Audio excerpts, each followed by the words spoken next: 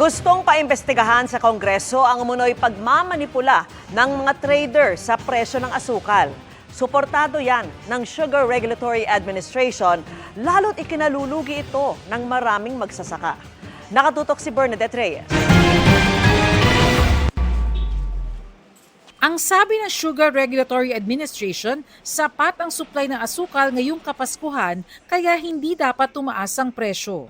Naglalaro sa 65 hanggang 85 pesos ang kada kilo ng pulang asukal. Hanggang 90 pesos naman ang puting asukal. Ang problema, bumabagsak ang presyo sa farm gate dahilan para malugi ang mga magsasaka. Dahil binabarat daw ang mga sugarcane farmers, nasa 2,400 pesos kada sako lang ang farm gate price batay sa tala ng SRA. Sa ganitong presyo, lugi umano ang mga magsasaka ng tubo o kaya bawi lang sa puhunan. Dito yan sa buyers of the farmer sugar.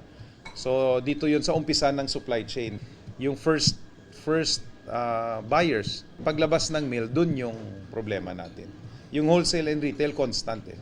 So, lumalaki lang yung gap from wholesale to farm gate. Daing ng United Sugar Producers Federation of the Philippines, may mga trader na nilalaro umano ang presyo. Iipitin umano ng mga trader ang nabiling asukal sa mababang halaga para tumaas ang presyo kaya damay na rin ang mga mamimili. The sugar mills, they have huge bodegas. They can keep these sugars and starve the market artificially para pag-akyat come January, February, aakyat yung presyo kasi wala nang asukar sa market. That is when they will unload the cheap sugar that they bought from us and make money.